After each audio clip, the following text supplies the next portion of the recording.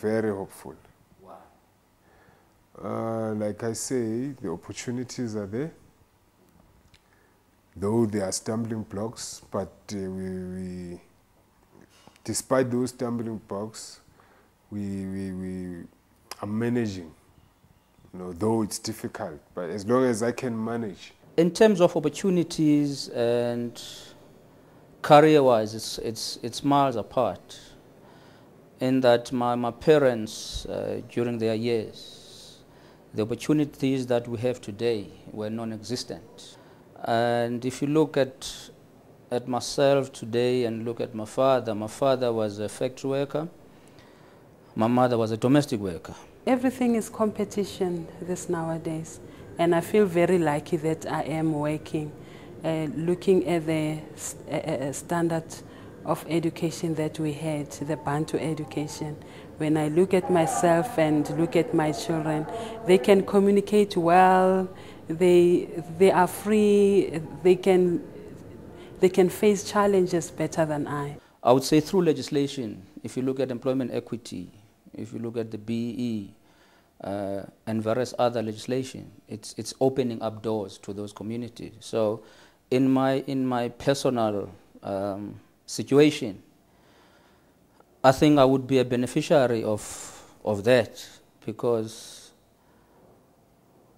of my training, and my career has a more chance of blossoming than it would have been in the past, even with the qualification. I'm doing my best to have ample resources to give to my son for better education, and trying to put my life in the so-called middle class era. From where I come from, if you have a car, a house, a wife, a stable family, we take it as a middle class with the aim of setting up a good future for my kids. It's a Toyota Corolla. I don't care. I don't care, because when I bought this car, I said to myself, I need a car that will not, that is not expensive. A car for me, it's a luxury.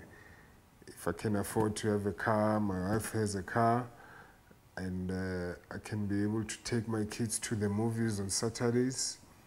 If they want a PlayStation, I can set up time to say maybe I'll save for 2-3 months to buy them that PlayStation. Well, we've got cars at home, or a car. My wife has got a car. We're both professional people, and there's nothing out of the ordinary. It's just the normal household items. Your televisions, your fridge. I've got a bag of golf with a full set. I've got clothing that is there, but quite frankly, I have not set a foot at the golf course. I need to purchase something for the house, furniture. Like I don't have a dining room suite, and I'm adding a bathroom again. I need to fill in that bathroom, Is to maybe build onto the house, maybe an additional 2 or 3 bedrooms, and maybe buy a holiday home in the Cape. Though my child is in a government school, but we have to pay 500 rand every month for school fees, and food, clothing. I can say finance. I'm battling with finance. I do save. But when I save, it's not for buying a house or buying a car. No, it's maybe to save for school, or to save when I need to renovate my house, or to save when I have to go for a holiday. Saving is good, but I can't afford it for now. So I thought the best way, if I've got an insurance, yes, so that if something happens to me, I know my children are covered. I still need to be educated on that one. I don't know where to invest, which is the right place. The township is full. There's no place where I can say, okay, I'll buy a house there. There are schools in the townships. There are schools in the suburbs, of which the level of education is not the same. So if I can afford to take my kids to the so-called Model C schools, which are in the suburbs, and be able to get myself a property in the suburbs. I take that as a step forward towards that goal of becoming a middle class. And what made me to move to the suburbs is because of I want to be responsible. I want to see where my money goes. And again, buying a house in the suburbs is the way of investing. It's an investment.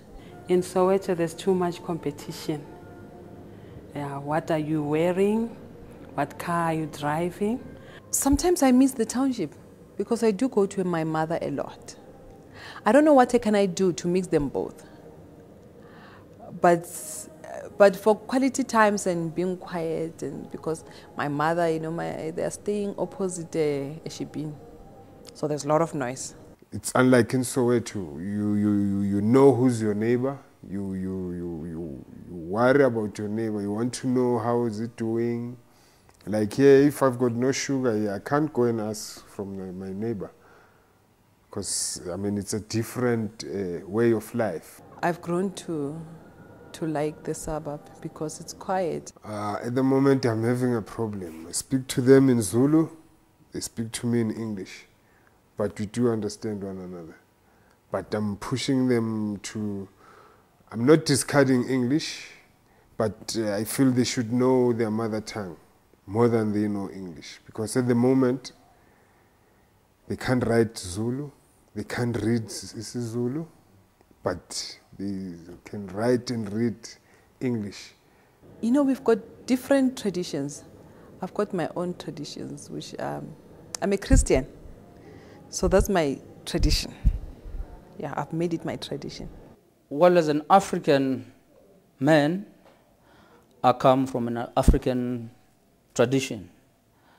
And in my tradition, there are certain rituals that we do as an African people.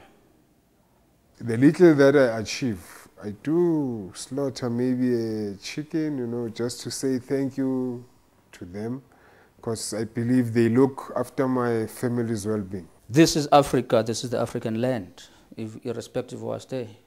The African tradition must continue.